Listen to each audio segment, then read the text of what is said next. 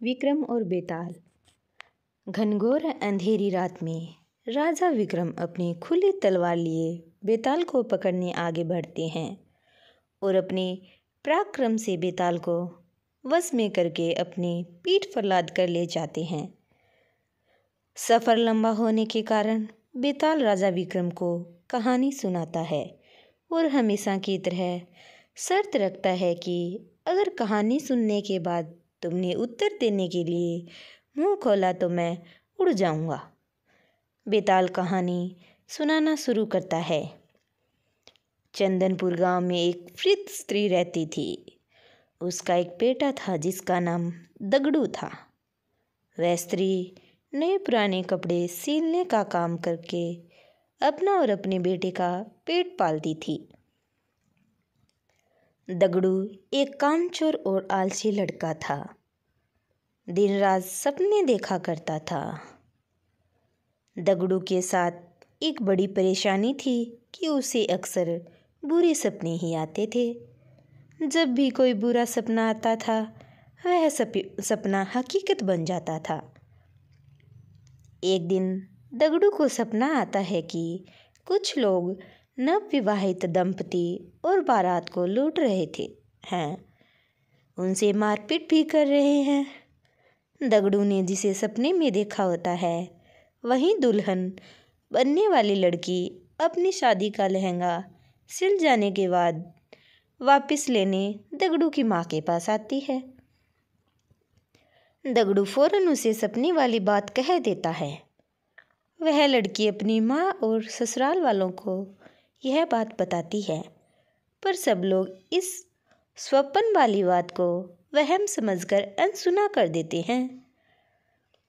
शादी के बाद जब वर वधू बारात के साथ जा रहे होते हैं तब सपने वाला वाकया सच में घटित हो जाता है। इस पूरी घटना में दगड़ू पर आरोप लगते हैं कि वही लुटेरों से मिला होगा, वरना उसे कैसे पता चल सकता है कि ऐसा ही होगा। और शक की बिना पर सारे लोग मिलकर दगड़ू की खूब पिटाई करते हैं। इस घटना के कुछ दिनों बाद एक रात दगड़ू को सपना आता है कि मोहल्ले में रह रही चौधराइन का नया मकान गृह प्रवेश के दिन जलकर खाक हो जाता है। तभी अगले ही दिन चौधराइन उस मकान को बनवाने की खुशी में लड्डू लेकर दगड़ू की माँ के पास पहुँचती हैं और गृह प्रवेश समारोह के दिन जलसे में आने का न्योता देती है। वहीं पर सपने की बात दगड़ू फौरन अपनी माँ से और चौधराइन से कह देता है। चौधराइन गुस्से से लाल पीली हो जाती है और उल्टा दगड़ू की माँ को ही कहने लगती हैं कि तुम्हारा बेटा ही काली जुबान वाला है और उसके बोलने से ही सबके साथ अनर्थ हो जाता है। चौधराइन गुस्से में जली कटी सुनाकर माँ बेटे को भला बुरा कहकर वहाँ से चली जाती हैं। गृह प्रवेश समारोह के दौरान कोई घटना ना हो इसके लिए पक्के इंतजाम किए जाते हैं, पर किसी ना किसी तरह आग की चिंगारी चौधराइन के भव्य मकान के पर्दों में लग जाती है और देखते देखते रौद्र रूप धारण करके पूरा मकान जलकर खाक कर देती है। चूंकि दगड़ू इस बारे में पहले ही बोल चुका था, इसलिए सब उसी काली जुबान का बोल उस पर टूट पड़ते हैं और उसे मारकर काम से निकाल देते हैं। दगड़ू समझ नहीं पाता है कि लोगों को सच सुनकर उसी पर क्रोध क्यों आता है। खैर, दगड़ू एक दूसरे राज्य चला जाता है जहां उसे रात की पहर में महल की चौकीदारी करने का काम मिल जाता है। वहां के राजा को अगले दिन सोनपुर किसी काम से जाना होता है, इसलिए वह रानी को कहते हैं कि उसे सुबह जल्दी उठा दें।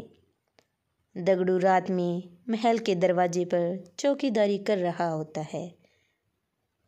तभी अंधेरा होने पर उसे नींद आ जाती है और फिर उसे सपना आता है कि सोनपुर में भूकंप आया है और वहाँ मौजूद सभी व्यक्ति मर गए हैं।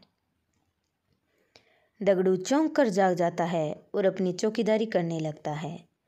दगड़ू सुबह राजा के सोनपुर जाने की बात सुनता है। तभी उनका रथ रुकवा कर अपने सौपन वाली बात राजा को बता देता है। राजा सोनपुर जाने का कार्यक्रम रद्द कर देते हैं और अगले ही दिन समाचार आता है कि सोनपुर में अचानक भूकंप आया है और वहाँ एक भी व्यक्ति जीवित नहीं बचा है।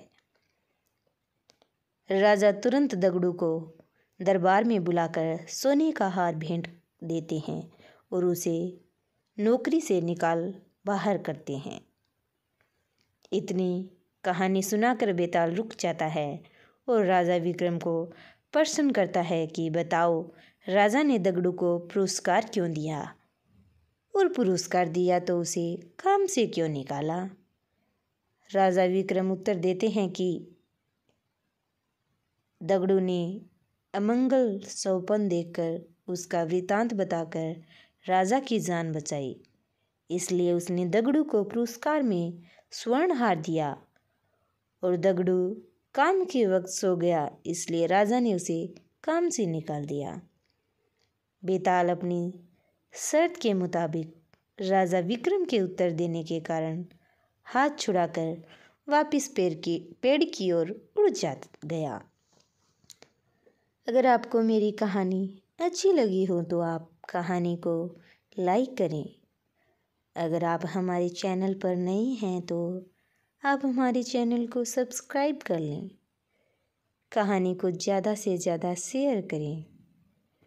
वीडियो पर कमेंट करके बताएं कि आपको कहानी कैसी लगी। बेल आइकन को प्रेस कर लें ताकि हर नई वीडियो की अपडेट आपको मिलती रहे। कहानी को अंत तक सुनने के लिए आपका बहुत बहुत धन्यवाद।